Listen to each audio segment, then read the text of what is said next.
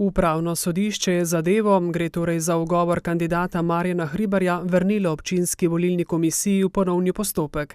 Ta se je sestala popoldne in obravnavala odločbo upravnega sodišča.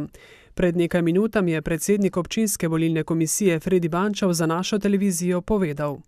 Na podlagi sodbe, ki smo jo prejeli, smo sprejeli sklepe, ker je pač tudi sodbe tako izhajalo, usmeritve, kaj moramo naprej postoriti, da smo priklicali, oziroma sprejeli že odločitev sodišča, da se glasovanje ponovno v Beli cerkvi ne opravi, potem, da je glasovnica v Beli cerkvi neveljavna, tista, ki je bila sporna, in pa da je Marjan Hribar z 2 glasovi razlike zmagal na volitvah.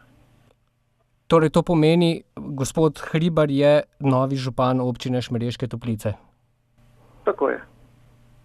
Oziroma sledijo zdaj še postopki z možnostjo pritožbe proti kandidatki, ki seveda lahko uveljavlja pravna sredstva.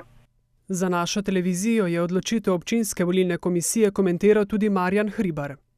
Ja, zagotovo sem vesel in počaščen, da sem novi župan občine Šmarješke Toplice.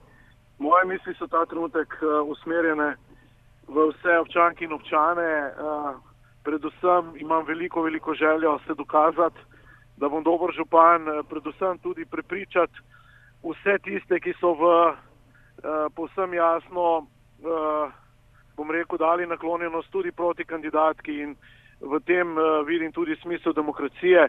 Sporočam vsem, da bom in jih že zdaj vse enako spoštujem in bom dejansko naredil vse, da izpolnim vsa pričakovanja in obljube.